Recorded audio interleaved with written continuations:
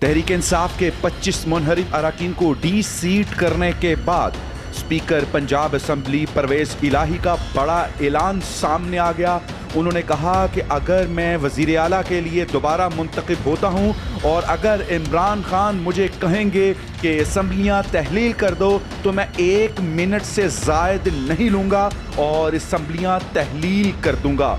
Chief election commission Sikandar Sultan Raja ने तहरीक इंसाफ के मुनहरिफ अरकान के खिलाफ रेफरेंस का महफूज फैसला सुनाते हुए बताया कि इत्तफाक राय से मुनहरिफ अरकान को डी सीट करार दिया गया है। इलेक्शन कमीशन के फैसले में कहा गया है कि तहरीक इंसाफ के अरकान हमजा शहबाज को वोट देकर मुनहरिफ हुए। असद उमर का कहना था, कौम को मुबारकबाद देना चाहता हूँ कि आज इस खनौनी सियासत का एक और बाब बंद हो गया।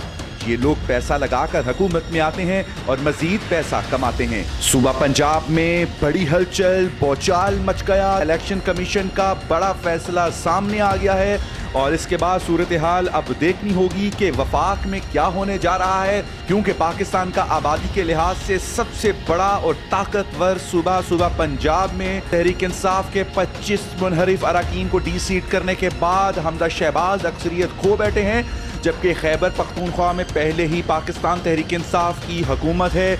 और अब इसके हवाले से मज़ीद देखना होगा कि पाकिस्तान की सियासत, पाकिस्तान की मईशत किस जगह पर खड़ी है।